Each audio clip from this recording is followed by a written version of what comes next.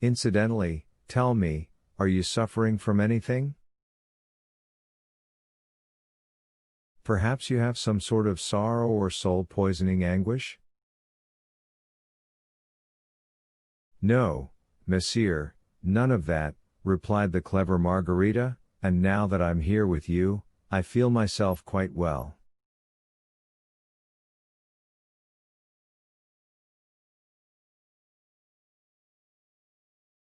Blood is a great thing, Wolin said gaily, with no obvious point, and added, I see you're interested in my globe.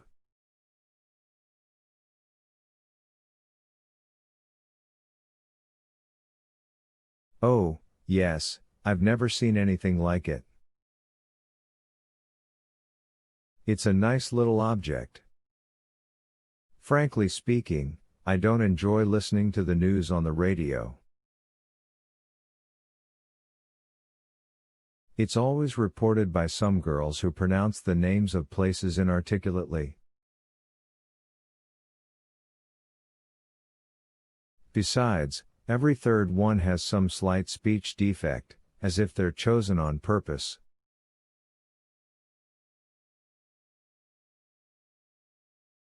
My globe is much more convenient, especially since I need a precise knowledge of events.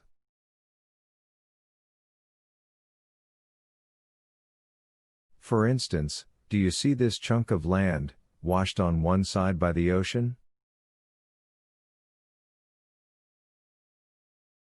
Look, it's filling with fire. A war has started there. If you look closer, you'll see the details.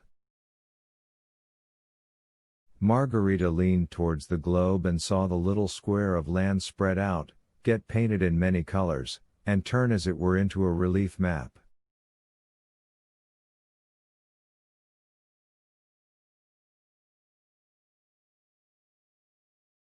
And then she saw the little ribbon of a river, and some village near it. A little house the size of a pea grew and became the size of a matchbox. Suddenly and noiselessly the roof of this house flew up along with a cloud of black smoke, and the walls collapsed, so that nothing was left of the little two-story box except a small heap with black smoke pouring from it.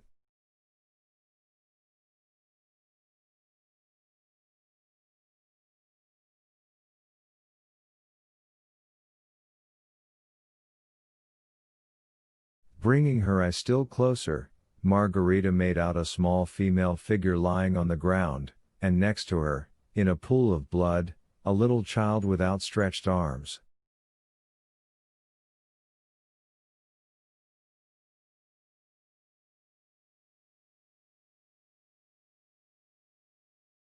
That's it, Wolin said, smiling, he had no time to sin.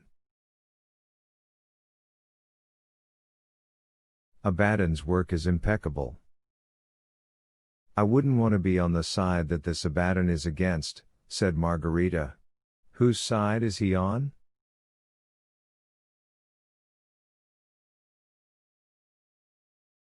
The longer I talk with you, Wolin responded amiably, the more I'm convinced that you are very intelligent.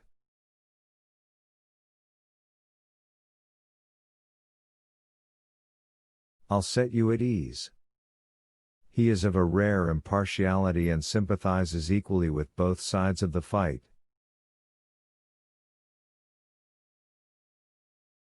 Owing to that, the results are always the same for both sides. Abaddon. Wolin called in a low voice, and here there emerged from the wall the figure of some gaunt man in dark glasses.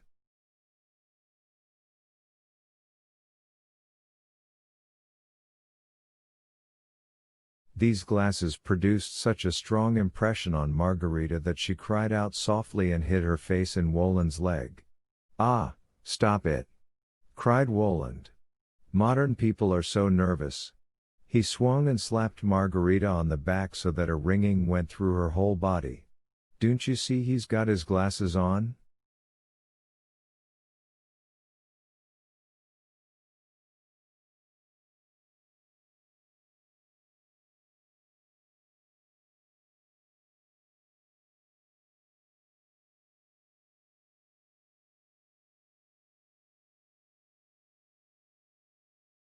Besides, there has never yet been, and never will be, an occasion when Abaddon appears before someone prematurely.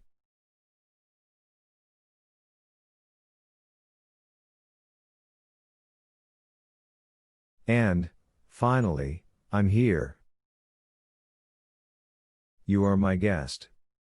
I simply wanted to show him to you. Abaddon stood motionless. And is it possible for him to take off his glasses for a second?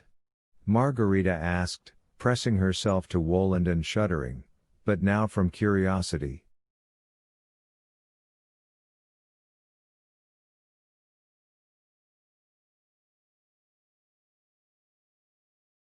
Ah, no, that's impossible, Woland replied seriously and waved his hand at Abaddon, and he was no more. What do you wish to say, Azazello?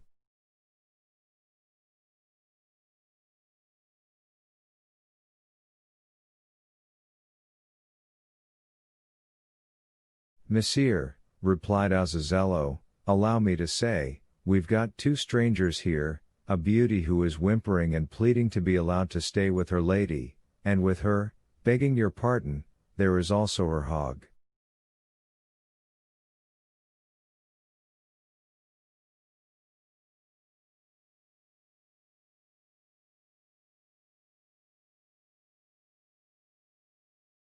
Strange behavior for a beauty, observed Woland. It's Natasha, Natasha! Exclaimed Margarita. Well, let her stay with her lady. And the hog, to the cooks. To slaughter him? Margarita cried fearfully. For pity's sake, Monsieur, it's Nikolai Ivanovich, the ground floor tenant.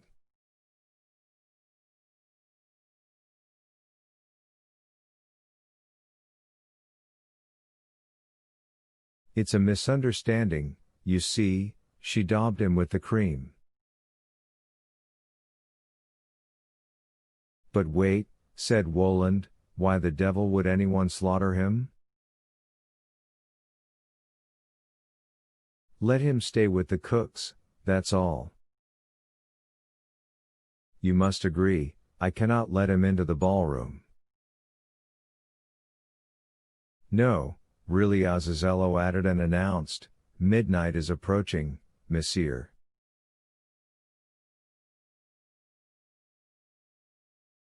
Ah, very good. Woland turned to Margarita, and so, if you please.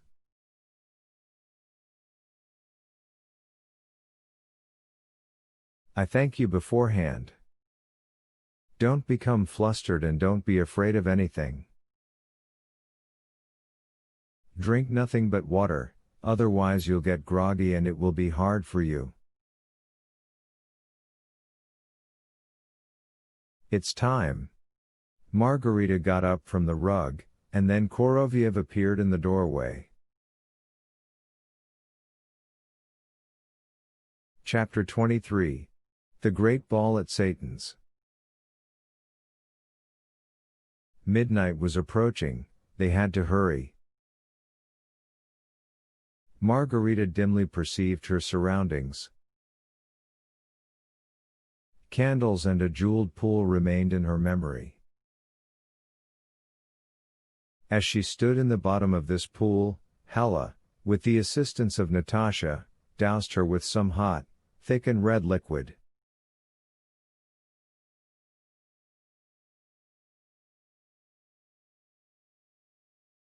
Margarita felt a salty taste on her lips and realized that she was being washed in blood.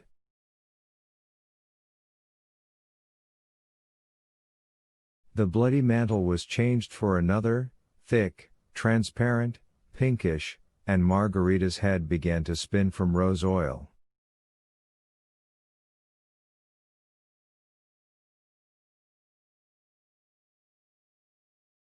Then Margarita was laid on a crystal couch and rubbed with some big green leaves until she shone.